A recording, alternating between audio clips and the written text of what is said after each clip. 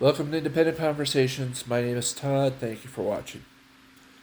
You know, how many school shootings will it take for the assault weapons ban to be put back into place willingly? Republicans will never do it in the House. Especially, do you honestly think Lord Boebert and Marjorie Taylor Greene would vote for it and George Santos? They're all AR 15 supporters. But also, um, our hearts and you know, our very American souls are with these dead children's families and also the teachers. But I really want to take my airtime today to highlight some of the fatal flaws that were in that bipartisan community safety bill, aka the gun reforms passed by President Biden in the last Congress. Now, don't get me wrong. I'm not knocking the bill itself entirely because the fact that he got anything done on this matter is historic, but I think Democrats and Republicans could have done a whole lot better.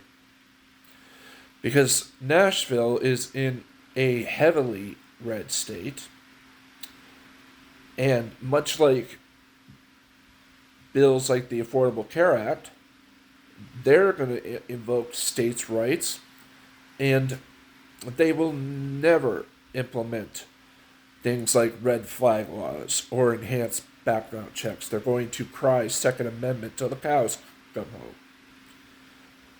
But also, speaking of those red flag laws, I really do think the fatal flaw in that bill was the fact that gun reform, or excuse me, the gun reform laws were for younger vote people. I believe the age bracket was from 18 to 21. But also, like this Nashville shooter was 28. But also, just the fact that the red flag laws were optional, period. They should have been mandatory.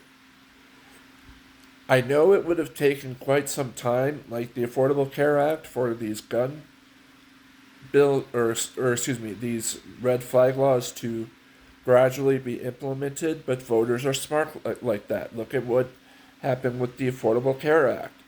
Voters eventually, in a lot of states, decided to put it on the ballot, and it eventually passed, and now we're up to, I think it's 38 states now that have the Affordable Care Act.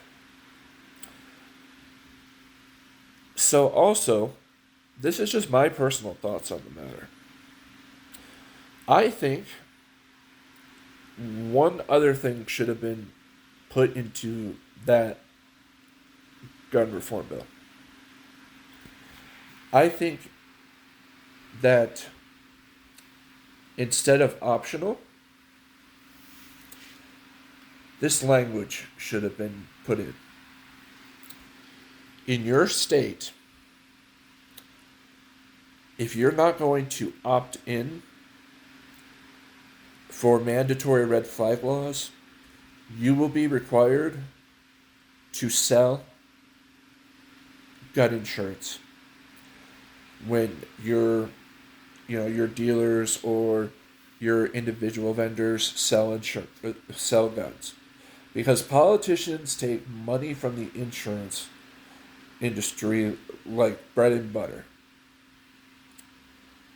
So the insurance industry would have loved this idea. More insurance is just, you know, I don't know if certain lobbyists would have liked the fact, like the NRA would have liked it, but the insurance industry, hell yeah. Millions and millions of more policy,